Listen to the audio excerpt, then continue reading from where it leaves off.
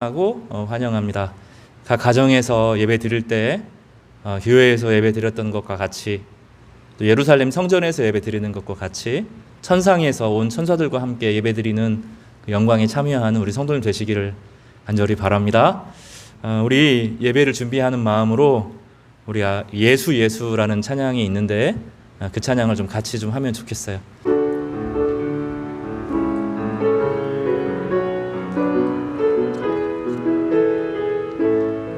슬픈 마음 있는 자, 슬픈 마음 있는 자, 몸과 영혼 병든 자, 누구든지 부르시오. 예수 이름 부르시오. 그 이름을 믿는 자, 그 이름을 부르는 자, 그가 어떤 사람이든 그는 구원 얻으리. 슬픈 마음 있는 자, 몸과 영혼 병든 자, 누구든지 부르시오. 예수 이름 부르시오. 그 이름을 믿는 자, 그 이름을 부르는 자, 그가 어떤 사람이든 그는 구원 얻으리. 예수 예수 오 능력의 그 이름 예수 나 외쳐 부르네. 예수 예수 오 구원의 그 이름 예수 나 외쳐 부르네. 예수 그리스도 은과 금 내게 없으나 은과 금 내게 없으나 나 가진 건 너에게 주니 능력의 이름 예수라. 아멘. 그 이름을 붙드시오. 그 이름을 믿는 자, 그 이름을 외치는 자, 그가 어떤 사람이든 그는 주의 영광 보리라. 예수 예수 예수 예수 오 능력의 그 이름 예수 나 외쳐 부르네. 예수 예수 오 구원의 그 이름 예수 나 외쳐 부르네. 예수 그리스도.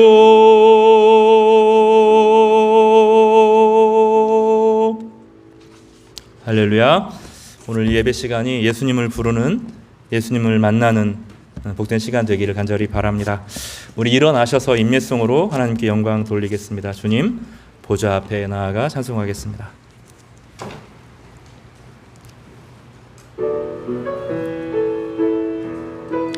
주님 보좌 앞에 나아가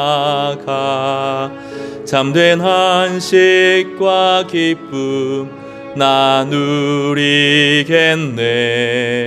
경배하며 주의 얼굴 구할 때 신실하신 주님 찬양해. 신실하신 하나님, 신실하신 주, 나의 주 하나님은 신실하신 주님. 기도 들으시는 하나님, 폭풍 속에 내 등불 내 노래시라. 주의 날개 아래서 내 맘 쉬리니 신실하신 주님 찬양해. 신실하신 하나님, 신실하신 주, 나의 주 하나님은 신실하신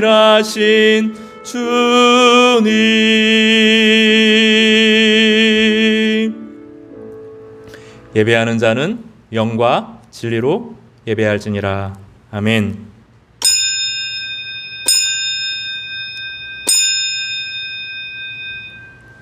내가 붙드는 나의 종, 내 마음에 기뻐하는 자, 곧 내가 택한 사람을 보라. 내가 나의 영을 그에게 주었은즉 그가 이방의 정의를 베풀리라. 그는 외치지 아니하며 목소리를 높이지 아니하며 그 소리를 거리에 들리게 하지 아니하며 상한 갈대를 꺾지 아니하며 꺼져가는 등불을 끄지 아니하고 진실로 정의를 시행할 것이며 그는 쇠하지 아니하며 낙담하지 아니하고 세상에 정의를 세우기에 이르리니 섬들이 그 교훈을 앙망하리라. 거룩하시고 자비하신 하나님 아버지, 우리가 얼굴을 대면하여서 예배드리지 못하지만 영과 진리로 예배하며 하나님의 영원하신 앞에 함께 서서 영원한 생명을 누리게 하심에 감사합니다.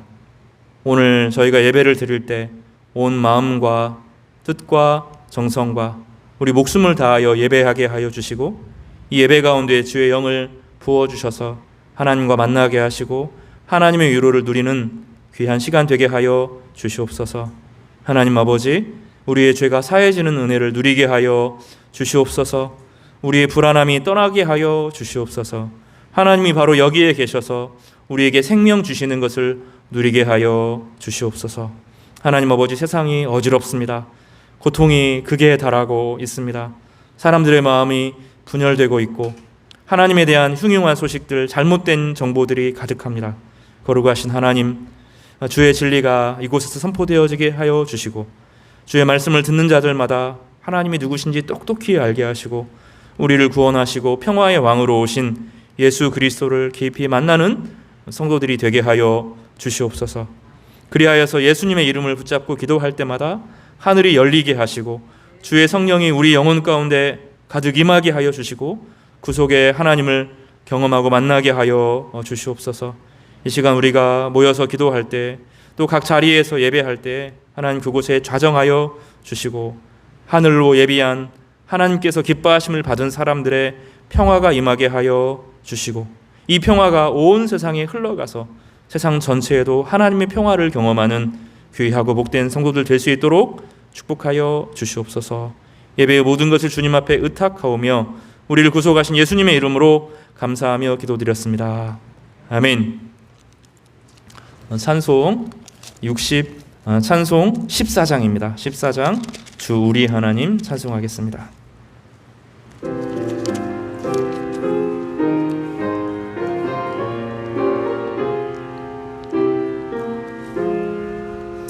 주 우리 하나님 하늘에 계시니 온 천하 만민 주 앞에 찬송하네. 이 천지 만물도 주 앞에 엎드려 그 거룩하신 이름을 높이네. 주 언약하신 것 끝까지 지키니 저 하늘나라 향하여 곧가리라. 주 얼굴 배울 때 내 마음이 기쁘고 영원히 주의 영광을 찬양하네. 왕의 왕 되신 주 하늘에 계시니 이 세상 죄악 이기신 구주 예수. 저 천군 천사들 주옹이하고서 무성도 함께 영원히 늘 섬기네. 성삼위일체께 승리한 무리들 다 기쁜 소리 높여서 감사드려. 창조주 하나님 내 주님 되시니 주 앞에 나도 엎드려 경배하리. 아멘. 교동문 33문입니다. 교동문 33문 시편 72편입니다. 시편 72편. 교동문 33문입니다. 하나님이여 주의 판단력을 왕에게 주시고 주의 공의를 왕의 아들에게 주소서.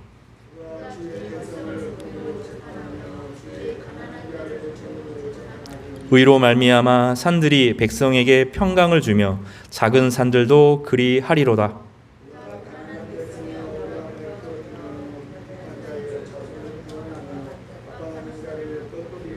그들이 해가 있을 동안에도 주를 두려워하며 달이 있을 동안에도 대대로 그리하리로다.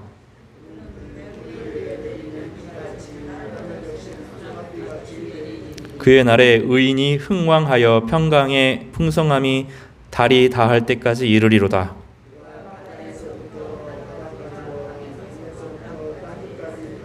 같이 하겠습니다. 모든 왕이 그의 앞에 부복하며 모든 민족이 다 그를 섬기리로다. 아멘. 사도신경으로 신앙 고백하시겠습니다. 전능하사 천지를 만드신 하나님 아버지를 내가 믿사오며 그 외아들 우리 주 예수 그리스도를 믿사오니 이는 성령으로 잉태하사 동정녀 마리아에게 나시고 본디오 빌라도에게 고난을 받으사 십자가에 못 박혀 죽으시고 장사한 지 사흘 만에 죽은 자 가운데서 다시 살아나시며 하늘에 오르사 전능하신 하나님 우편에 앉아 계시다가 저리로서 산자와 죽은 자를 심판하러 오시리라. 성령을 믿사오며 거룩한 공회와 성도가 서로 교통하는 것과 죄를 사하여 주시는 것과 몸이 다시 사는 것과 영원히 사는 것을 믿사옵나이다. 아멘. 우리 앉으셔서 우리 신앙을 25장으로 하나님 앞에 고백하겠습니다. 25장 찬송하겠습니다.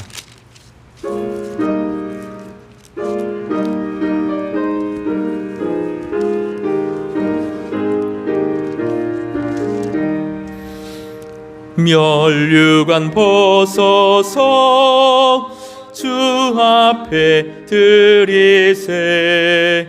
저 천사 기쁜 노래가 온 땅에 퍼지네. 네오나 깨어서 주 찬송하여라. 온 백성 죄를 속하신 만왕의 왕일세. 멸류관 벗어서 주 앞에 드리세. 그 손과 몸의 상처가 영광 중 빛나네. 하늘의 천사도 그 영광 보고서 고난의 신비 알고자 늘 멸류관 벗어서 주 앞에 드리세. 온 세상 전쟁 그치고 참 평화 오겠네.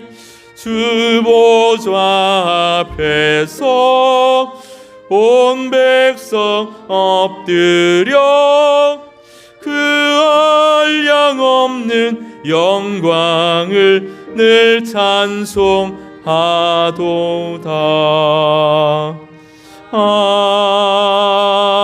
아멘.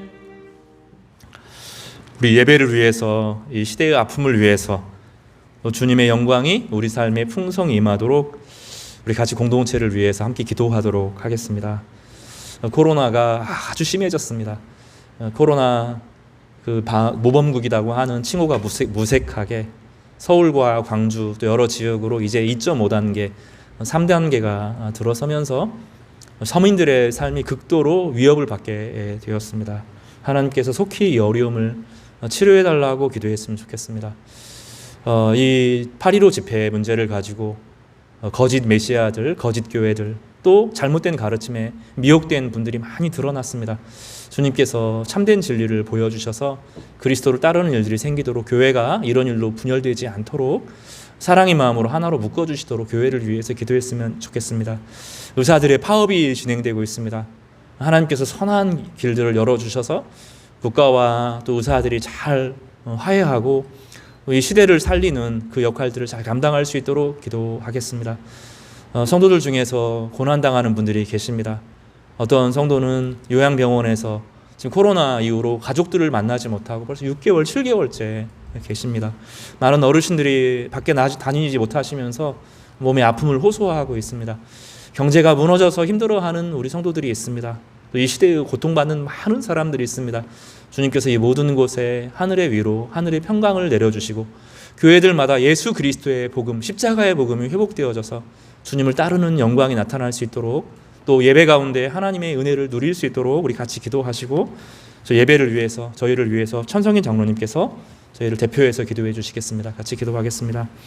자비하시고 거룩하신 하나님 아버지, 어두운 시대, 두려움의 시대에 저희가 살고 있습니다. 코로나 방역국의 모범국이었는데 지금은 이 모든 것이 무색하게 무너지고 말았습니다.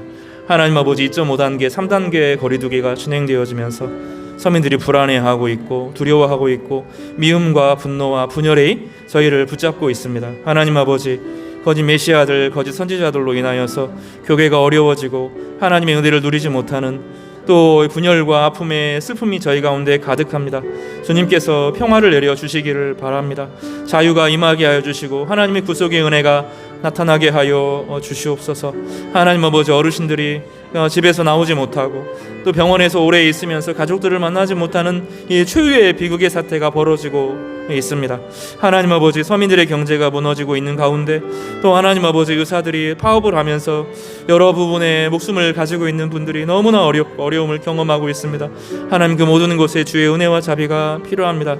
하나님, 교회들마다 십자가의 복음, 예수 그리스도의 낮아짐의 복음, 자기 비움의 복음, 그것이 세상을 이기는 이 역설적인 하나님의 능력을 경험하게 하여 주시고, 또 이 예배를 주께서 저희를 받아주시고 구속의 은혜로 저희를 채워주셔서 하늘의 영광과 은혜가 나타나도록 주여 우리에게 진리의 영을 붙잡아 주시옵소서.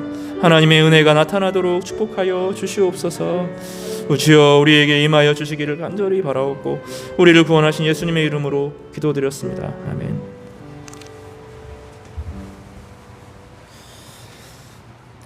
사랑과 은혜가 풍성하신 여호와 아버지 하나님, 참으로 감사드립니다.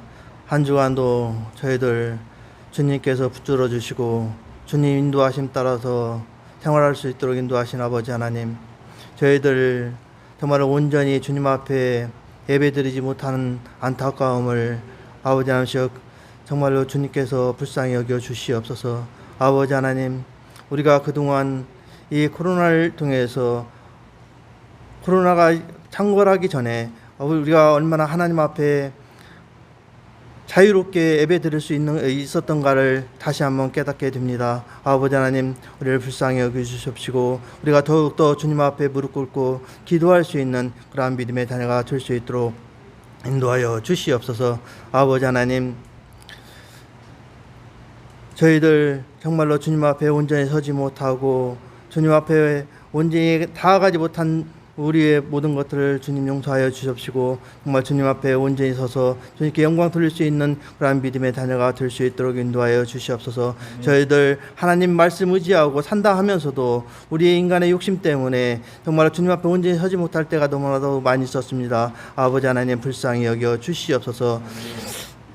아버지 하나님, 시냇가의 나무가 많은 열매를 맺고 푸른 가지를 가지듯이 우리의 신앙도 아버지 하나님, 주님의 은혜가 넘쳐날 수 있도록 인도하여 주시옵시고 그 은혜 가운데서 주님께 영광 돌릴 수 있도록 인도하여 주시옵소서. 아버지 하나님, 이 코로나를 통해서 우리가 비대면 으로 예배드리고 있습니다. 정말로 불쌍히 여겨주시옵시고 우리가 온전히 주님 앞에 예배드릴 수 있는 그날을 기억하면서 주님께 영광 돌릴 수 있도록 인도하여 주시옵소서. 아버지 하나님, 이 시간에도 우리가 하나님의 귀한 말씀을 듣고자 합니다. 그 말씀 가운데 하나님께서 함께하여 주시고 성령의 능력의 권능으로서 아버지 하나님 붙들어 주시옵소서. 우리가 온전히 주님께 예배드리지 못하지만은 정말로 주님께 온전히 예배드릴 수 있는 그날을 기억하면서 주님께 영광 돌릴 수 있도록 인도하여 주시옵시고 이 자리에 아버지 하나님의 능력이 넘쳐날 수 있도록 인도하여 주시옵소서. 우리의 입술을 통해서 주님께 찬양드리고 우리의 입술을 통해서 주님을 부르실 수 있는 그날을 기억하면서 이 모든 말씀 예수님의 이름으로 기도드리옵나이다. 우리 하나님의 말씀 같이 좀 읽겠습니다. 다니엘서, 구약성경 다니엘서 2장 31절에서 35절까지 말씀입니다.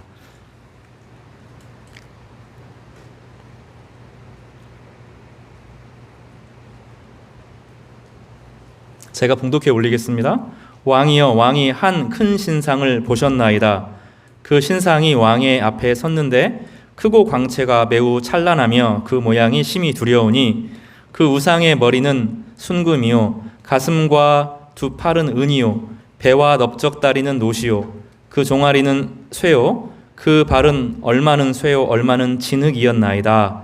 또 왕이 보신즉 손대지 아니한 돌이 나와서 신상의 쇠와 진흙의 발을 쳐서 부서뜨리매 그때 쇠와 진흙과 놋과 은과 금이 다 부서져 여름 타작 마당이 겨같이 되어 바람에 불려간 곳이 없었고 우상을 친 돌은 태산을 이루어 온 세계에 가득하였나이다. 아멘. 말씀 전하기 전에 저희 특순회 시간이 잠깐 있습니다. 같이 잠깐 좀 보도록 하겠습니다.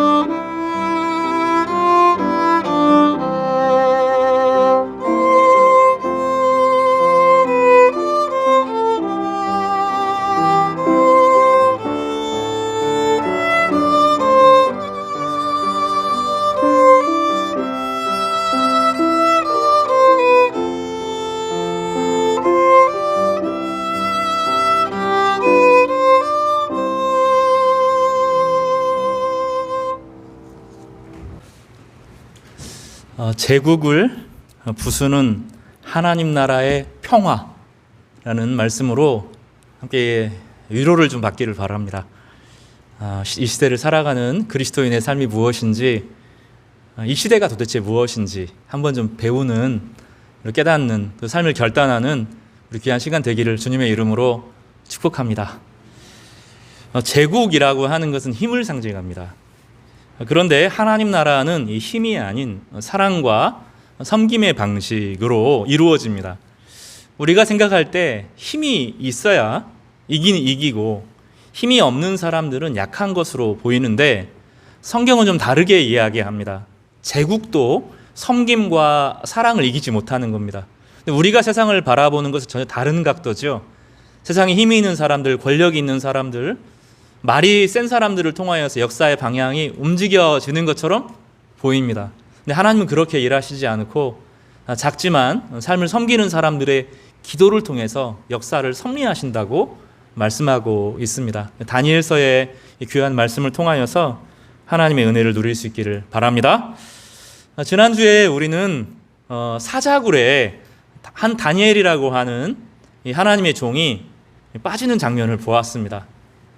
왕이 원치 않는 방식으로 왕의 신하들이 다니엘이라고 하는 총리를 모함해서, 우리 어릴 때 많이 들었죠. 사자굴에 막 집어 넣고 큰 돌을 가져와 가지고 사자굴을 막아놓는 것을 봅니다. 이 이제 다리오 왕, 이 메데 왕 다리오는 너무너무 불안해서 자기가 사랑하는 나라에 없어서는 안 되는 이 다니엘 때문에 하나님을 믿지 않았던 사람이 하나님께 기도하는 장면이 나오죠. 그리고 아침이 되니까 다니엘아, 내가 살아있는 하나님께서 너를 구해주셨느냐?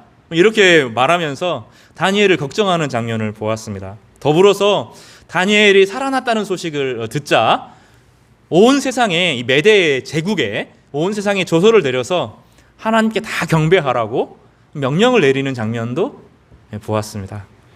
하나님께서 사람들에게 고난을 주실 때, 억울한 고난을 주실 때 어떤 은혜를 경험하기 위해서 주시는 겁니다. 수요 예배 때, 지난주 수요 예배 때 마리아, 마르다, 나사로에 대해서 살펴본 적도 있습니다. 나사로가 죽어가고 있는데 예수님께서 안 가시는 거예요. 안 가시고 나사로가 다 죽고 나서야 오히려 그곳에 가면서 나사로를 깨우러 가자, 잠잔다 이렇게 말하면서 그곳에 갑니다. 제자들은 또 마리아와 마르다는 병고침의 은혜를 바랬지만 실제로 큰 좌절을 겪고 죽음을 겪고 나서 주님께서 찾아오셨을 때 그들은 어떤 은혜를 경험합니까? 죽음에서 건지는 은혜. 자기의 동생이 오라비가 죽었는데 살아난 은혜를 경험했습니다. 성도에게 있어서 고난은 그 고난을 통과하면서 경험하는 새로운 하나님, 내가 아직까지 깨닫지 못했던 깊은 하나님, 넓은 하나님, 능력의 하나님을 경험하는 구원의 통로가 되기도 합니다. 우리가 하나님이 선하시다 하는 것을 믿고 살면 아무리 큰 고난과 어려움이 다가와도 그 고난 너머에, 그 고난을 통해서 새롭게 배우는 하나님의 은혜가 있는 줄 믿으시기를 바랍니다.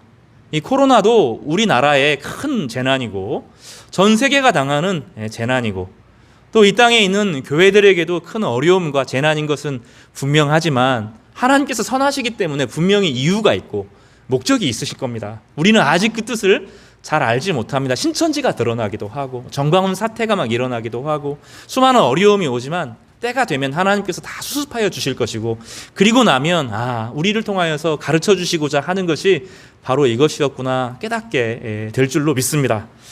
오늘은 그 다니엘을 통하여서 하나님께서 어려움을 주셨지만 그 어려움을 통과하여서 주시는 그 은혜의 한 장면을 살펴보도록 하겠습니다. 이사야가 예언을 했어요. 예전에 다니엘이 있기 전에 이사야가 예언을 했습니다. 지금이 마지막 기회다. 지금 이 어려움이, 큰 어려움이 오는데 아수르라고 하는 엄청난 어려움이 올 텐데 그때 아수르에게 항복해서도 안 되고 이집트에게 항복해서도 안 되고 이때 말씀으로 돌아오고 진정한 회개의 열매를 맺으면 하나님께서 구원해 주실 것이다. 그리고 이것이 마지막 기회다. 돌아오면 산다라고 말했습니다. 근데 히스기야가 아버지와하고 다르게 말씀대로 삽니다. 이집트와의 동맹을 끊어버리고 아수르를 섬기는 것을 포기하고 하나님만 섬기기로 결심합니다. 말씀으로 돌아옵니다. 그때 이스라야와 미가 또 북이스라엘에서 넘어온 호세아를 통하여서 강력한 부흥운동이 나타났습니다. 그리고 이때 하나님의 유다라고 하는 나라가 하나님의 극적인 구원을 경험하면서 아수르의 18만 5천 명의 군대가 하루아침에 멸망하는 이런 초유의 구원을 경험하게 되었습니다. 그러나 이사야 후에 이제 므낫세가 등장을 하면서 히스기야의 아들 므낫세가 등장하면서 신앙은 급격히 어려워졌습니다. 그 이유는 무엇이냐면 왕 한 사람의 문제가 아니라 이사야와 히스기야가 그렇게 노력했지만 사람들의 마음 가운데 이 우상숭배의 마음, 욕망대로 살고자 하는 마음을 이기지 못했던 것입니다. 그리고 나서 요시야 왕이 등장을 해서 마지막으로 부흥운동을 일으키려고 하는데 그 부흥운동은 요시야가 죽고 끝나게 되었고 그의 아들들, 손자가 차례로 왕이 되면서 나라가 이제 아수르가 아닌 이제 바벨론이라고 하는 나라에 멸망하게 되었습니다. 이 바벨론은 다른 나라하고는 좀 성격이 다릅니다. 아수르나 그런 나라가 용맹하고 잔인한 나라였지만 아수르는 이 바벨론이라고 하는 나라는 달아서 제국이라고 하는 것을 이룹니다. 제국. 여러 나라를 전체를 통치하는 전 세계를 다스리는 최초의 제국을 만들었습니다. 그때 하나님을 믿었던 많은 사람들이 죽었고 예루살렘 성전도 완전히 파괴가 되었습니다. 지난주에 살펴보았던 것처럼 하나님은 유다 백성의 신앙이 건강하지 않다. 이건 정상적인 신앙이 아니라고 생각했고 성전이 우상이 되었다. 이게 놀라운 일인데 다윗이 정성을 쌓았던 성전이고 솔로몬이 온 힘을 다해서 쌓았던 성전인데 유다 백성들의 마음이 어떤 마음이 있었냐면 성전에서 예배드리면 우리는 안 망한다. 그러니 말씀과는 상관없는 이 성전을 우상화했던 것입니다. 하나님은 성전까지 불태우셨고 법궤를 없애버리셨어요. 법궤는 그 이후로 어떻게 됐는지 모릅니다. 모세의 두 돌비가 있는 법궤, 그 하나님의 보좌를 상징하는 법궤까지 하나님께서는 없애시면서 유다 백성을 완전히 망하게 하시고 바벨론의 포로로 1000km가 됩니다. 이게 1000km를 걸어서 가게 하면서 빨가벗겨서 걸어서 노예 생활을 시작하게 하는 비극을 경험하게 하셨습니다. 여호야김 시절에 바벨론이 나라를 완전히 망하기 직전에 여러 번의 포로기, 여러 번의 전쟁을 통해서 바벨론으로 끌려간 사람들이 있었는데 지난주에 설교했던 다니엘이라고 하는 사람이 그 중에 한 명이었습니다. 다니엘이 이제 하나님의 은총 가운데 유다 백성들 중에서 특별히 뽑힘을 받아서 왕을 섬기는 신하가 되었습니다. 근데 그 전 세계를 통일한 느부갓네살 왕이 어느 날 밤에 꿈을 꾸었습니다. 근데 그 꿈이 무언가 신비스럽고 무엇인가 깊이 있고 무엇인가 불안하게 만드는 꿈인데 그 꿈이 기억이 안 나는 거예요. 이 왕이. 이것을 통해서 무엇을 알 수 있냐면 느부갓네살이 세상 전체를 통제하는 것처럼 보여도 자기 꿈은 자기 마음대로 못하는 거죠. 특별히 구약 성경에서 꿈은 하나님의 계시를 상징하는 특징들을 때때로 보여주기 때문에 하나님의 주권을 상징하는 것입니다. 하나님의 나라를 상징하는 것입니다.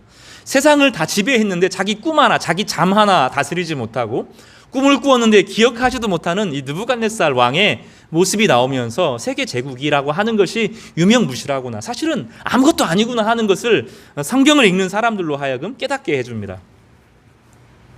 이 느부갓네살 왕, 세상을 정복한 최초의 왕, 이 왕이 참을 이루지 못합니다. 그래서 이 바벨론에 있는 가장 뛰어난 사람들, 학식 있는 사람들, 점을 잘 치는 사람들, 계시에 능한 사람들, 공부를 많이 한 사람들, 과학자들 다 불러 모아가지고 내 꿈을 알아맞히고 꿈을 계시하지 않으면, 알려주지 않으면 다 죽이겠다, 이렇게 명령을 합니다.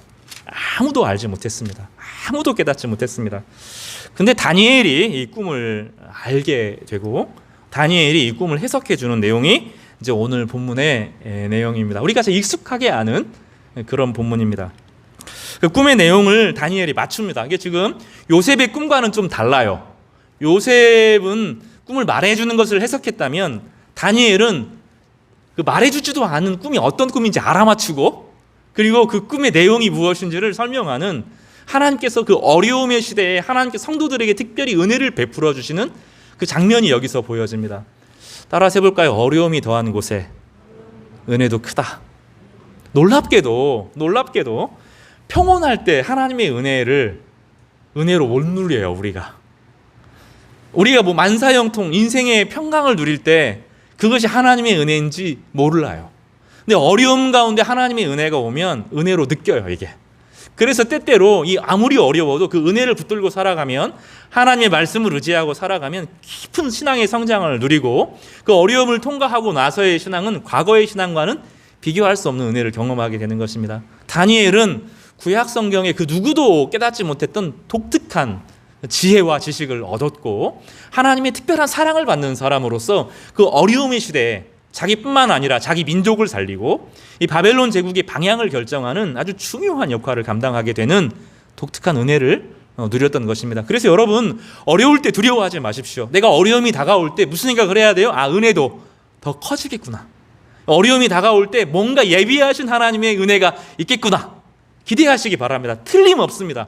말씀을 깊이 묵상하면서 말씀과 함께 동행하는 성도에게는 어려움보다 더 큰 은혜가 주어지는 것입니다. 이 은혜를 누리시는 성도님 되시기를 간절히 바랍니다. 이 다니엘이 꿈의 해석이 무엇입니까? 왕이 한 신상을 보았다는 것입니다. 큰 신상을 보았는데 왕 앞에 섰다는 것입니다. 크고 광채가 매우 찬란하여 그 모양이 심히 두려웠다라고 말합니다. 그 우상인데 머리는 순금이요, 가슴과 두 팔은 은이요, 배와 넓적다리는 노시요, 그 종아리는 쇠요, 그 발은 얼마는 쇠요, 얼마는 진흙이었습니다. 이거를 이제 보게 하는 겁니다. 느부갓네살은 그리고 나서 나중에 다니엘이 이 본문을 통해서 이제 이 해석을 해주는데, 이 금신상 머리로 되어 있는 이 머리 부분이 느부갓네살 당신의 나라고 당신의 제국입니다. 이러니까 느부갓네살이라고 하는 왕, 세계를 지배하는 왕이 막 우쭐해졌습니다. 내가 대단한 사람이구나. 그래서 자기의 모양을 따라서 엄청나게 큰 신상을 만들고, 금으로 신상을 만들고 사람들 앞에 절하도록 요청합니다. 30m가 넘는 것을 금으로 만듭니다. 순금으로 이걸 만듭니다. 이거 몇백 조짜리 신상을 만들고 그 앞에 사람들을 나중에 불러 모으고 악기를 연주하고 사람들 노래하게 하면서 그 앞에 가면 어떤 큰 감동을 경험할 정도로 그 앞에 압도적인 힘에 압도되는 경험을 하게 되는 그런 일들을 통하여서 세계 전체를 다스리게 하는 정통성을 주장하는 그 신상이 됩니다. 이 내용은 나중에 이제 본문을 다음에 언젠가 해석하게 될지 모르겠지만, 내용은 이 머리를 상징하는 바벨론 제국이 있다는 겁니다. 근데 그 나라가 망하게 되고 그 이후로 페르시아 제국이 등장한다는 것입니다. 가슴과 두 팔, 이 은 나라는 페르시아 제국을 말합니다. 그 배와 넓적다리가 노수로 되어 있는데 그리스를 말합니다. 이 그리스 노스는 불을 감당하는 것이기 때문에 아주 불에 강한, 어떤 어려움을 이겨내는 이 헬라 제국이 등장할 것이라는 것을 보여줍니다. 그리고 나서 종아리는 쇠로 만들어져 있는데 이 쇠는 힘을 가지고, 힘과 권력을 가지고 세상을 통치하는 로마 제국을 상징하게 되고, 로마 제국도 나중에 분열되어서 쇠와 진흙의 나라로 갈 것이라고 역사의 흐름을 쭉 보여주는 다니엘의 예언이 나옵니다. 예수님 이전의 나라들을 보여주는 거죠. 예수님 이전에 제국들이 계속 될 것인데, 핵심은 그게 아닙니다. 다니엘이 말한 핵심은 거기에 있지 않고 35절과 36절에 있습니다. 이걸 말하는데 느부갓네살은 그건 안 듣고 앞에 있는 이야기를 통하여서 자기를 닮은 금신상을 만듭니다. 뭘까요? 한번 읽어볼까요? 다니엘서 2장 35절과 36절 말씀입니다. 같이요, 시작. 그때 쇠와 진흙과 놋과 은, 금이 다 부서져 여름 타작 마당에 겨같이 되어 바람에 불려간 곳이 없었고 우상을 친 돌은 태산을 이루어 온 세계에 가득하였더라. 34절을 좀 보면, 34절을 좀 먼저 읽어보겠습니다. 시작. 또 왕이 보신즉 손대지 아니한 돌이 나와서 신상의 쇠와 진흙에 발을 쳐서 부서뜨리매. 무슨 얘기입니까? 돌이 하나 굴러온다는 거예요. 지금 앞에 있는 엄청나게 큰 신상, 막 금, 은, 쇠의 노수로 만들어진 이게 있는데 손대지 않는 돌 하나가 굴러온다는 거, 돌 굴러가요 하는 것처럼 돌이 멀리서 굴러온다는 겁니다. 멀리서 천천히 굴러오더니 발 밑둥을 툭 쳐요. 툭 치니까 이 전체가 와르르 무너진다는 겁니다. 와르르 무너지는데 밑에 있는 것만 무너지는 게 아니죠. 위에 것 전체, 금, 은, 노, 철, 이 모든 나라가 와르르 무너진다는 것입니다. 그리고 그것을 다니엘이 또 착하게 해설해 줍니다. 43절과 44절에 설명을 해줍니다. 그 내용이 뭐냐면 왕께서 쇠와 진흙이 섞인 것을 보셨은즉 그들이 다른 민족과 서로 섞일 것이나 그들이 피차 합하지 아니함이 쇠와 진흙이 합하지 않음과 같으니이다 하고 역사의 종말을 보여주는데 44절이 핵심입니다. 여러 왕들의 시대라고 하는 것은 모든 나라들의 시대를 전체를 말합니다. 한 나라를 세우시리니 이것은 영원히 망하지도 아니할 것이요 그 국권이 다른 백성에게로 돌아가지 아니할 것이요 도리어 이 모든 나라를 쳐서 멸망시키고 영원히 설 것이라. 사람이 만들지 않는, 사람의 영광에 속하지 않은 돌인데 돌이 굴러와서 그 모든 것을 무너뜨린다는 거예요. 돌 하나가 영광보다, 사람이 만든 어떠한 제국보다 강력하여서 돌이 모든 제국들을 무너뜨린다고 하는 엄청난 메시지가 이 안에 달려 있습니다. 그래서 이게 지금 무엇을 말하냐면 금의 나라도, 은의 나라도, 노새 나라도, 철의 나라도, 진흙과 쇠의 나라도 이 돌의 나라를 못 이긴다는 거예요. 그게 이 본문의 핵심입니다. 느부갓네살은 착각하여서 금신상의 나라를 높이고 금신상의 나라가 영원할 것을 꿈꾸면서 전체를 자기를 닮은 형상을 만들어서 금신상에게 다 절하도록 영원할 거라고 말합니다. 얼마 못 가서 망합니다. 이 나라가, 이 제국이 망하게 됩니다. 사람들은 지금도 힘이 있으면, 권력이 있으면 다 되는 줄 압니다. 교회도 착각을 합니다. 힘과 권력을 추구하면 큰 건물을 지으고 엄청나게 퍼포먼스를 벌이고 그 안에 많은 힘 있는 사람들이 리더십을 발휘하면, 착한 사람들이 많이 모여서 착한 일을 많이 하면 교회가 될 줄로 착각합니다. 이게 넌센스입니다. 왜냐하면 인간의 죄성을 간과하는 겁니다. 우리 안에 얼마나 깊은 죄성이 있는지 안 된다는 겁니다. 사람들이 좋아서, 사람들이 선한 일을 막 계획하여서 뭔가 막 보여주는 방식으로, 교회에 막 오면 막 성공한다, 이런 방식으로 안 된다는 거예요. 하나님 나라는 사람이 만들지 않은 돌에 의해서 세워지는 그런 나라라고 말하고 있는 것입니다. 사람들은 이 제국을 하나님의 나라로 생각합니다. 예수님 믿어서 이렇게 큰 나라가 되었다. 이거는 하나님 나라가 아니고 사람의 나라입니다. 사람의 나라. 그게 아닙니다. 큰 나라들, 기독교 국가라고 하는 것이 그 안에 들어가 보면 겸손과 섬김의 방식이 아니라 힘을 앞세워서 자기를 자랑하는 방식으로 나라를 이루어 가게 되는데, 그러면 그때 그 예수님께서 주신 은혜는 다 없어지고 사람만 남고 무너지게 됩니다. 우리는 지금 그런 위기의 순간들을 여러 나라의 모습을 통해서 보고 있습니다. 그 사람들이 착각하던 것이 무엇이냐면, 힘을 가지고 전쟁을 그치면, 우리가 세상을 다 이기면 이긴 자는 힘을 가지고 세상에 평화를 가져온다는 착각을 합니다. 교회도 자꾸 그런 방식으로 가려고 해요.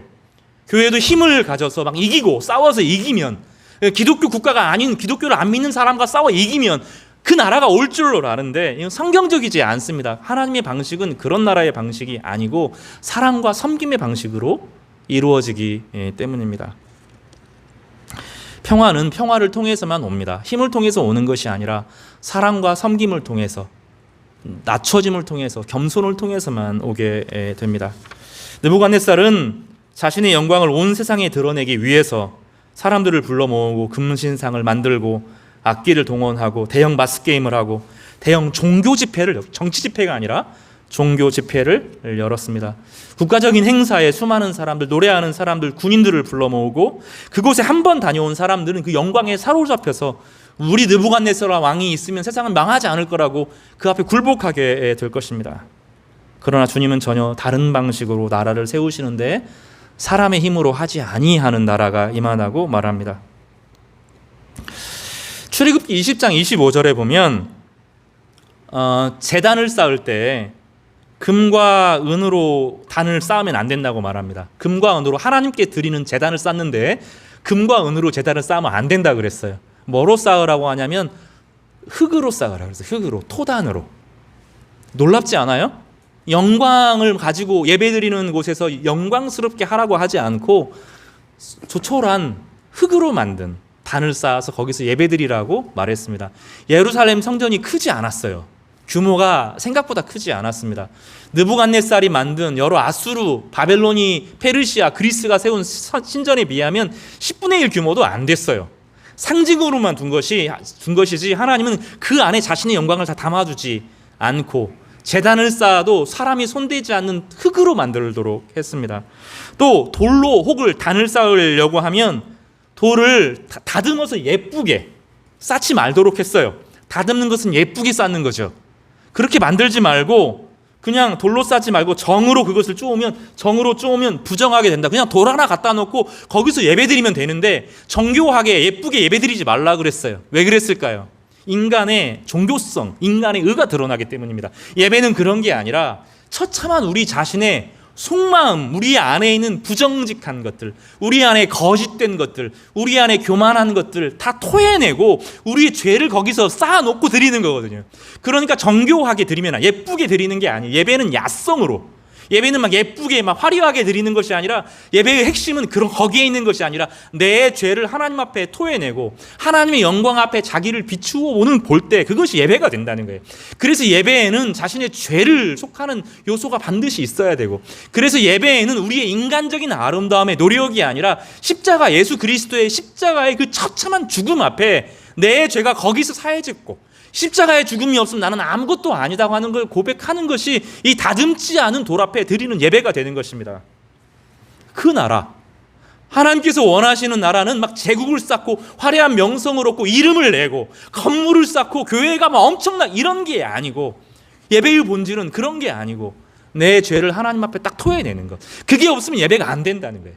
그래서 주님은 아주 엄격하게 예루살렘에 혹은 제단들을 쌓을 때 돌로 쌓는, 손대지 않도록, 정을 대지도 않도록 그냥 있는 돌 그대로 쌓으라고, 거기서 제단을 예배를 드리라고 말씀하고 계시는 것입니다. 그래서 이 나라가 달라요. 사람들이 세우는 이 화려함과 힘과 권력의 나라하고 하나님의 나라는 근본적으로 다른 것입니다. 시편 118편 2절과 3절, 22절과 23절에 건축자의 버린 돌이, 건축자가 손대지 않은 이 버린 돌이 집 모퉁이의 머릿돌이 되었나니 이는 여호와께서 행하신 것이요 우리 눈에 기이한 바다, 이렇게 말하고 있습니다. 사람이 손대지 않은 것에 교회가 이루어지는, 주님께서 바로 그 머릿돌이 되어서 성도들의 교회를 세우는데 바로 그것이 생명이 있다, 이렇게 말합니다. 에베소서 2장 20절과 22절은 너희는 사도들과 선지자들의 터 위에 세우심을 입은 자라, 그리스도 예수께서 친히 모퉁이 돌이 되셨느니라. 그의 안에서 건물마다 서로 연결하여 주 안에서 성전이 되어가고 너희도 성령 안에서 하나님의 거하실 처소가 되기 위하여 그리스도 예수 안에서 함께 지어져 간다 말하면서 손대지 않는 돌. 그러나 이 모퉁이 돌, 제단 위에 돌이 되어서, 제단이 되어서 그 안에 우리의 죄를 토해내면 정직하게 우리의 속마음 깊은 곳에 있는 교만과 거짓과 자기 우월한 마음과 남들 앞에 보이기 좋게 자기를 속이는 모든 것들, 욕망을 따라 살아갔던 모든 것들을 바치기만 하면 주님께서 우리를 용서하시고 자신의 몸의 일부로 삼아주시는 생명 역사가 나타나는 것입니다. 그래서 이 두 나라가 비교되는 거예요. 제국과 주님이 하시는 선한 일을 딱 비교하면서 어디에 속하고 있느냐 물어보고 있습니다. 지금 우리는 1945년 이후로 75년의 부흥의 시대, 광복의 시대를 살고 있습니다. 아무리 힘들어도 일제시대보다 힘들지는 않을 거예요. 그렇지 않아요? 아무리 힘들어도, 아무리 교회가 어두워도 일제시대보다 힘들지 않을 거예요. 그런데 차이는 무엇이냐면, 그 당시 초기 기독교인들, 나중에 신사참배하면서 많이 어려워지긴 했지만 초기 그리스도인들에게 이 정신이 하나 있었어요. 우리는 일본을 따르지 않는다. 일본의 제국주의를, 힘을 따르지 않는다. 우리는 주의 말씀 하나 의지하고 산다. 우리는 회개한다. 우리 민족의 죄를, 조선 500년의 죄를 우리가 대신 회개한다. 십자가만 따른다. 말씀만 따른다라고 하는 그 강력한 정신이 있었던 것입니다. 중요한 것은 이 예수 그리스도의 나라, 사실 이 손대지 않는 돌은 예수 그리스도를 상징해요. 늘 돌은 예수 그리스도를 상징하는데, 이 예수 그리스도가 어떤 나라냐, 이 다니엘서는 이사야서와 예레미야서와 깊이 연관이 되어 있어요. 이 돌이 누구냐, 이 왕이 누구냐, 이게 대단히 중요한 부분이고, 그래서 이사야, 예레미야, 에스겔, 다니엘서는 집중적으로 이 왕이 누구냐, 이 돌이 누구냐, 이걸 계속 물어보는 거예요. 그러니까 그걸 잃어버리면서 이사야서와 예레미야서를 읽으면 성경을 모르는 거예요. 이게 이것은 핵심이 무엇이냐면 이 돌을 나라, 이 돌에 의해서 세워지는 이 돌이 무엇이고 그 돌에 의해서 만들어지는 그 나라, 하나님의 나라, 나중에 가져올 예수 그리스도가 누구냐를 집중적으로 물어보고 나중에 예수님께서 내가 그다 이렇게 말하는 거예요. 마태복음, 마가복음, 누가복음, 요한복음에서 내가 그 돌이다. 내가 그 돌이다. 사람이 만들어 놓지 않는 돌인데 제국과 다른 나는 하나님의 나라의 왕으로 이 땅에 왔다는 겁니다.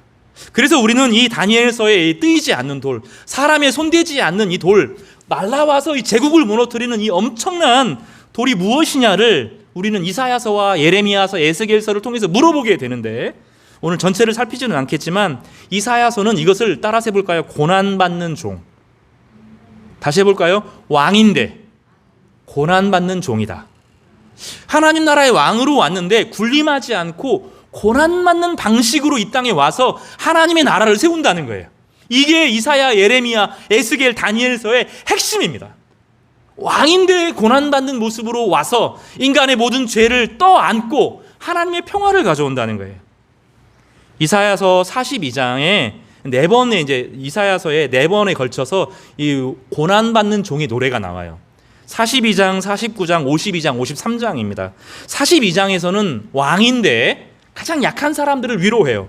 상한 갈대를 꺾지 않고 꺼져가는 등불을 끄지 않는 한 왕이 있다는 거예요. 근데 그분은 약한 것처럼 보이는데 쇠하지 않고 낙담하지 않고 끝까지 사람들을 위로하는데 지치지 않는 분이라는 거예요. 사람을 위로하는 게 힘들거든요. 지쳐있고 피곤하고 우울증 걸린 사람들을 격려하는 건 너무너무 힘들거든요. 근데 이분은 지치지 않고 그를 위로한다는 거예요. 사랑하는 성도 여러분, 주의 영으로 위로하는 성도님들 되시기를 바랍니다. 49장에는 이방의 빛으로 삼아 하나님의 구원을 베푸는 분이라고 말해요. 내가 좋아하는 사람만 구원하는 것이 아니라 나와 낯선 사람들, 나를 싫어하는 사람들, 저 멀리 있는 사람들에게도 내가 당신을 사랑합니다, 관심을 기울이는 분이라고 말해요. 52장에서는 타인보다 훨씬 상한 분, 52장 후반절에 그렇게 말해요. 왕이면 군림하고 다스려야 되는데 그렇지 않고 타인보다 더 마음이 상하고 몸이 상하고 육체가 상하고 정신이 상하지만 끝까지 사랑하는 분이라고 나와요. 이사야 53장에는 이렇게 말합니다. 우리가 전하는 것을 누가 믿었느냐? 주 앞에 자라나기를 연한 순 같고 마른 땅에서 나온 뿌리 같아서 고운 모양도 없고 풍채도 없은즉 우리가 보기에 흠모할 만한 아름다운 것이 하나도 없다. 그는 멸시를 받아서 사람들에게 버림받았고 간고를 많이 겪었으며 질고를 아는 자라. 고난을 안다는 거예요.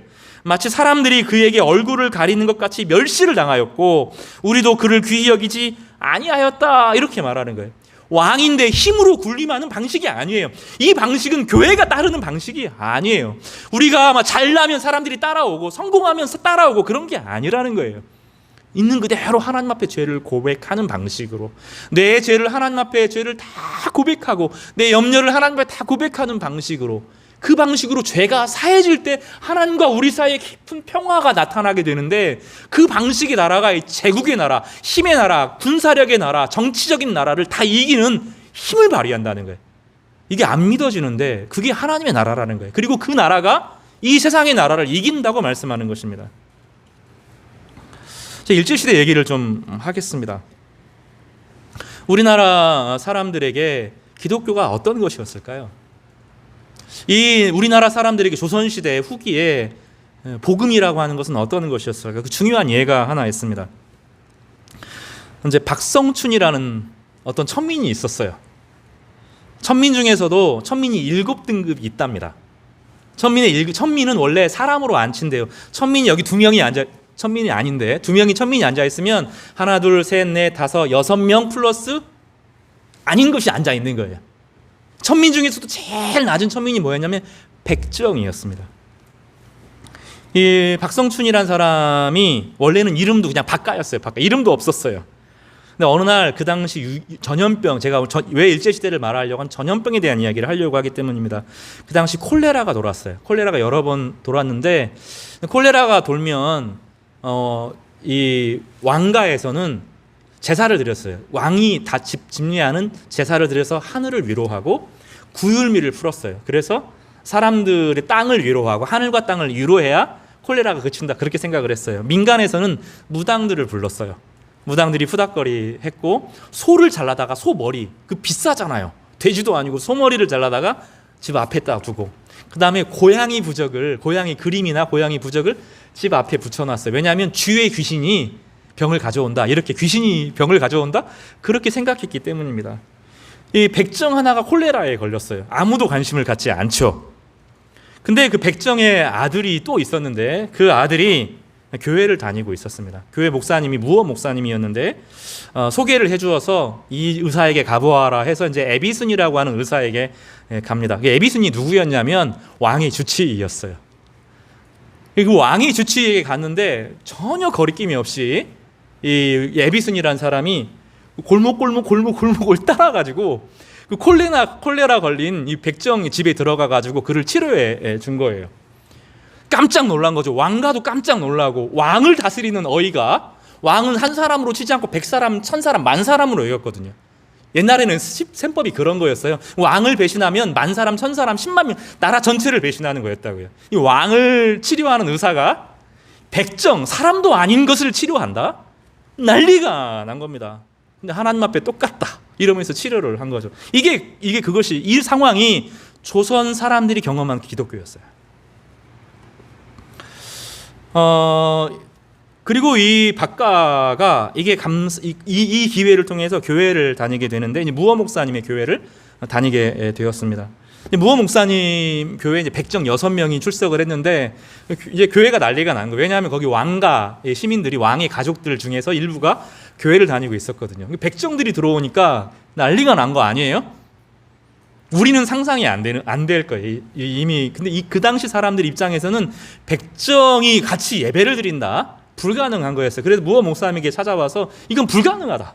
이거는 불가능하다. 저 사람들 쫓아내지 않으면 우리 교회 안 다니겠다. 그 무어 목사님 뭐라고 했겠어요? 하나님 앞에서는 다 똑같다. 이렇게 말한 거예요. 다 나갔어요. 근데 나중에 다 돌아옵니다. 돌아오고 조건을 내걸죠. 우리 칸막이 쳐가지고 앞에는 왕가가 앉고 저 뒤에는 백정이 앉도록 그 정도 하십시다. 조선에 예법이 있는데 너무 무시하면 안 됩니다. 뭐라고 했겠어요? 목사님이? 뭐라고 했을 것 같아요? 알겠습니다. 그거 존중해드리죠. 안 그랬어요. 하나님 앞에서 다 똑같습니다. 이렇게 말한 거예요. 그래서 다 예수님 믿었어요. 그리고 같이 예배 드렸습니다. 나중에 보면 그 백정이 박가가 그 교회 최초의 장로가 됩니다. 백정 출신의 우리나라 최초의 장로가 되고, 왕가의 가문이 거기도 장로가 되면서 그 교회 백정 출신의 장로와 왕족 출신의 장로가 같이 섬겨요. 서울의 인사동에 있는 교회입니다. 실제 일입니다. 이 박성춘이라는 아들, 백정 출신의 아들, 이 아이는 의사가 됩니다. 우리나라 최초의 외과 의사가 됩니다. 박서양이라는 분이십니다.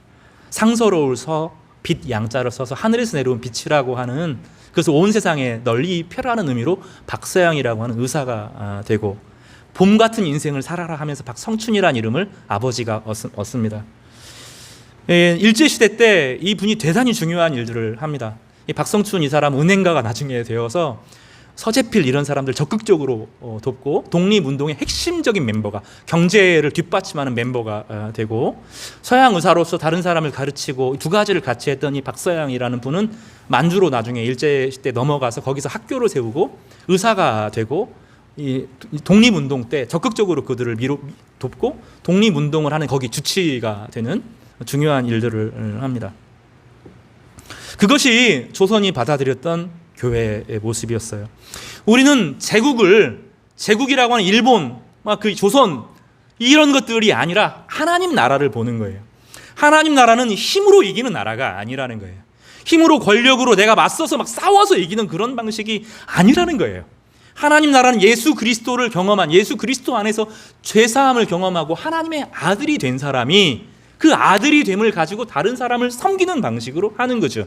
에비슨 같은 사람, 알렌 같은 사람, 언더우드 같은 사람, 아주 미국에서 잘 살고 캐나다에서 잘 사는 사람이 예수님 때문에 아무것도 아닌 사람들에게 찾아오고 복음을 전하고 십자가를 드러내고 천민과 왕족의 차이 없이 그들을 섬길 때 그들은 저런 게 기독교구나 배웠던 거예요. 힘보다 섬김과 사랑이 얼마나 센지 예수의 나라를 본 거예요. 우리는 자꾸 힘에 미혹돼요. 제국에 미혹돼요. 바벨론과 같은 기독교 국가를 세우려고 해요. 페르시아와 같은 기독교를 세우려고 해요. 로마와 같은 힘과 권력을 가진 기독교 국가를 세우려고 해요. 하나님은 아니라는 거예요. 그게 기독교 국가가 아니고 떼이지 않는 돌, 사람이 손대지 않는 돌, 자신의 몸을 비워서 이 땅에 오셔서 십자가를 지신 이 예수 그리스도 안에 있는 이 섬김의 나라가 이 나라보다 훨씬 강하다는 거예요. 우리가 미혹되면 이렇게 돼요. 자꾸 힘을 추구하고 권력을 추구하고 다른 사람을 죽여서 이겨서 큰 선을 이루려고 하는데 아니라는 거예요. 이런 방식으로, 다른 사람을 섬기는 방식으로, 자기를 비우는 방식의 하나님의 나라가 나중에 어떻게 된다고? 다니엘서 예언이 가득하고 세상이 가득하고 세상이 편면하고 모든 제국을 다 이기면서 평화의 나라가 오게 될 것이라고 약속하는데, 예수님께서 이 말씀이 자기에게 성취되었다라고 말씀하시면서 가난한 자에게 복음이 임한다. 눈먼 자가 눈을 뜨고 저는 자가 일어나고 보지 못하는 자들이 보고 듣지 못하는 자들이 들리고 모든 압제와 억제의 그 무거운 짐들이 끊어지고 평화가 온다는 겁니다. 하나님의 사랑을 먼저 경험한 한 사람이 다른 사람에게 평화를 전하는 방식으로, 하나님의 사랑을 전하는 방식으로 하나님 나라가 이루어진다고 약속하고 계시는 것입니다. 우리는 결정해야 돼요. 내 인생을 어디에 걸 것인가? 내 힘과 권력을 추구하고 살 것인가?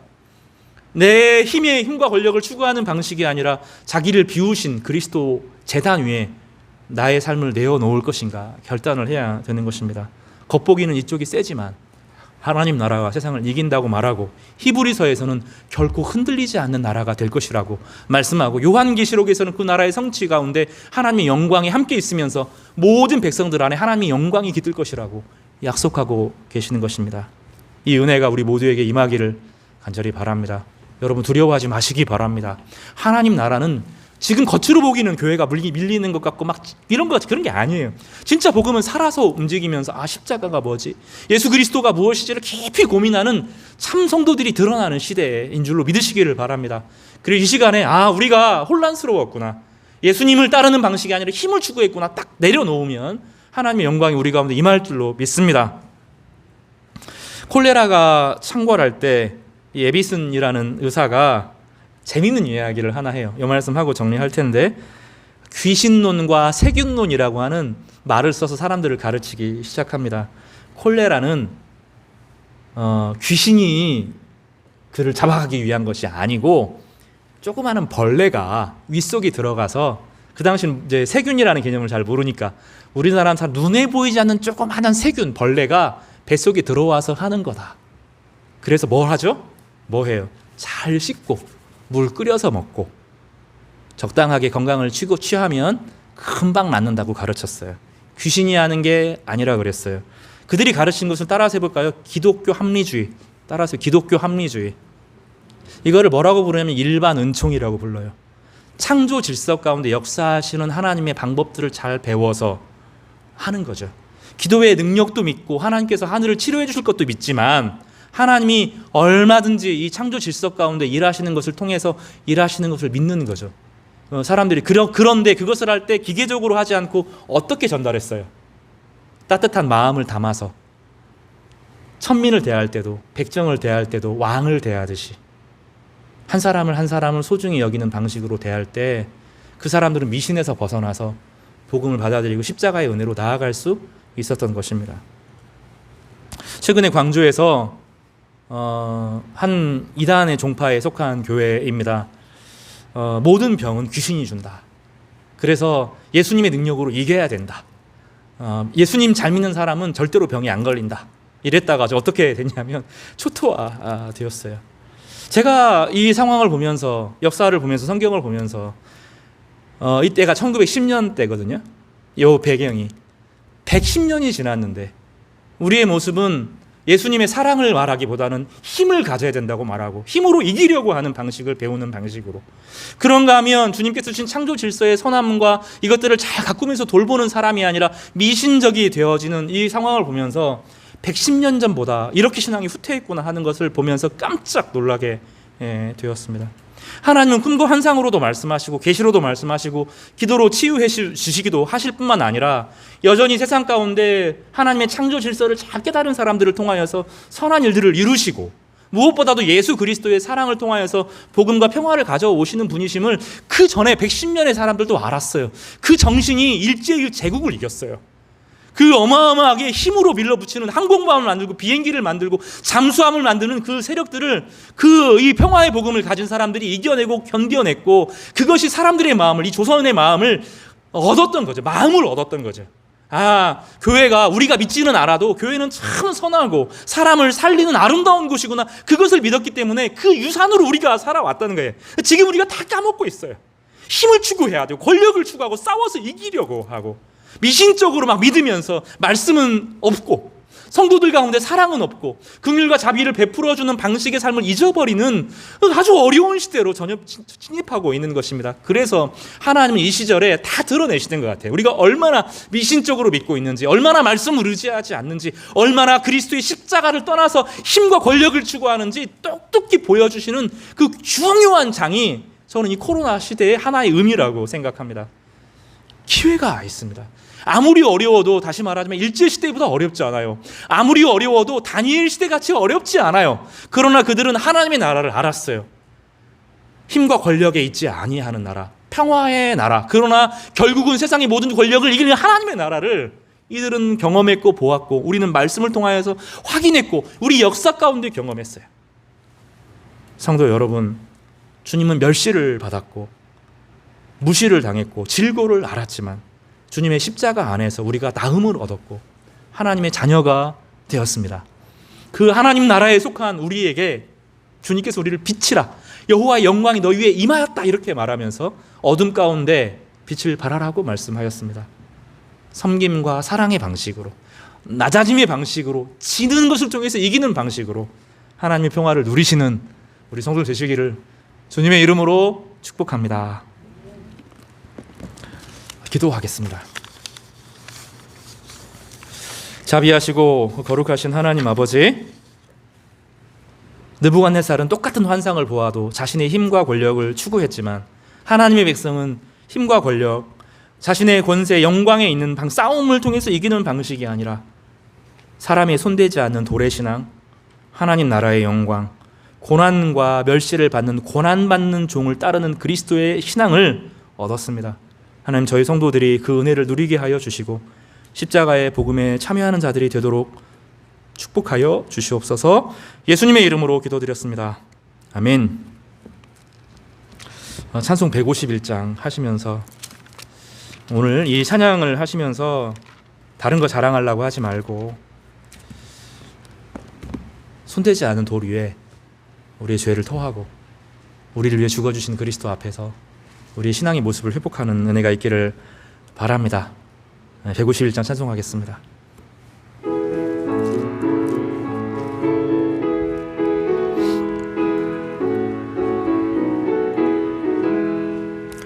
만왕의 왕 내 주께서 왜 고초 당했나, 이 벌레 같은 날 위에 그 보혈 흘렸네.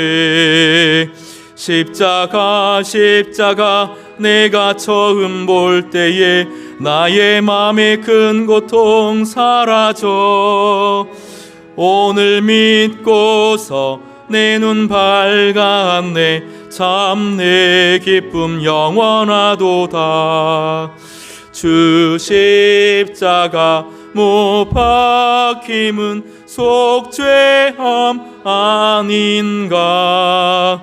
이 긍휼함과 큰 은혜 말할 수 없도다. 십자가 내가 처음 볼 때에 나의 맘의 큰 고통 사라져. 오늘 믿고서 내 눈 밝았네. 참 내 기쁨 영원하도다. 늘 울어도 그 큰 은혜 다 갚을 수 없네. 나 주님께 몸 바쳐서 주의 일 힘쓰리. 십자가 내가 처음 볼 때에 나의 맘의 큰 고통 사라져. 오늘 믿고서 내 눈 밝았네. 참 내 기쁨 영원하도다. 아멘. 방금 기도는 축도 때 같이 하겠습니다. 광고 드리겠습니다. 코로나 시절에 여러분 고통이 많으십니다. 그렇지만 주님께서 여러분의 즐거움에 참여하시고 같이 고통당하십니다. 주님 멀찌감치 보시는 것이 아니라 우리 옆에서 같이 똑같이 아파하고 계시는 분이십니다. 그 주님과 동행하시기를 바랍니다. 평화 이 나라가 교회별로 이렇게 분열되면 안 되고요. 또 의사들, 민노총 이렇게 분열될 때가 아닙니다. 하나님께서 평화의 마음을 주시도록, 또 그리스도인들이 내 거 먼저 챙기려고 하면 큰일 납니다. 이때 주님을 따르는 십자가의 복음을 따라가도록 우리 같이 좀 기도했으면 좋겠습니다. 더불어서 이번 주에 저희 고미숙 집사님께서 서울에 올라가시고 수술을 하시게 됩니다. 그동안 믿음으로 잘 견뎌오셨는데 잘 수술하시고 깨끗이 치료가 될 수 있도록 하나님께서 기적의 은혜를 베풀어 주시고, 또 의사들을 통해서 하나님께서 치료하여 주시도록 하나님께서 도와달라고 이 두 가지가 같이 따뜻한 마음이 들어가도록 성도들의 기도를 통해서 역사하시는 하나님의 은혜를 누릴 수 있기를 우리 기도해 주시기를 간절히 바랍니다. 우리 일어나셔서 파송송 함께 부르겠습니다.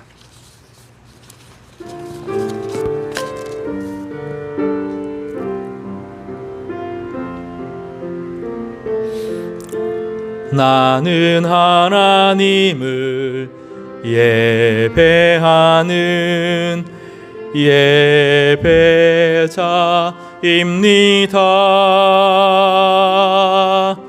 내가 서 있는 곳 어디서나 하나님을 예배합니다. 내 영혼 거룩한 은혜를 향하여 내 마음 완전한 하나님 향하여 이곳에서 바로 이 시간 하나님을 예배합니다. 축복하겠습니다. 여호와는 내게 복을 주시고 너를 지키시기를 원하며 여호와는 그의 얼굴을 내게 비추사 은혜 베푸시기를 원하며 여호와는 그 얼굴을 내게로 향하여 드사 평강 주시기를 원하노라. 아멘. 기도하겠습니다. 자비하신 하나님 아버지, 오늘도 주님 앞에 예배하게 하심에 감사합니다. 신령과 진정으로 가난한 마음과 죄를 토해내는 마음과 이웃을 사랑하지 못했음을 자각하는 마음과 그들을 향하여서 나를 비우기를 원하는 이 귀한 마음들을 주님께서 받아주셔서 우리의 의가 드러나고 우리의 자랑이 드러나지 않고 우리의 영광이 드러나고 우리의 욕망이 드러나지 않고 하나님의 영광만, 주님의 은혜만 드러나게 하여 주시옵소서. 하나님, 우리 11조의 예물을 드릴 때 목숨도 함께 바쳐 드립니다. 주님께서 저희의 생명을 받아주셔서 영화스럽게 하여 주시고 또 이 세상 가운데 하나님의 선한 일들이 나타나게 하여 주시옵소서. 감사의 제물로, 감사의 마음으로 주님 앞에 나아갑니다. 다니엘이 그 고난의 시기에 하루에 3번씩 주님께 감사했던 것처럼 우리의 감사가 넘쳐나게 하시고 그 감사의 기도가 이 어려운 시대를 이기게 하여 주시옵소서. 선교 헌금과 주정 헌금과 건축 헌금과 여러 제목으로 우리의 마음을 담아드리는 모든 예배 가운데, 제물 가운데 하나님께서 축복하여 주시고 하나님의 선하고 아름다운 일이 널리 나타나게 하여 주시고 우리를 받으시는 하나님의 영광을 경험하고 하나님의 위로를 체험하게 하여 주시옵소서. 지금은 우리 주 예수 그리스도의 은혜와 하나님 아버지의 사랑과 성령님의 위로, 교통, 역사하시는 은혜가 주의 십자가의 길에 구원의 소망이 있음을 깨닫고 우리의 죄를 토하고 하나님의 은혜를 누리며 감사의 삶을 살며 주님의 마음을 따라서 이 시대를 섬기기를 원하는 우리 모든 성도들의 일상 가운데, 그 자녀들 가운데, 그 기도하는 모든 것들 가운데 지금부터 영원까지 함께 있을지어다. 아멘.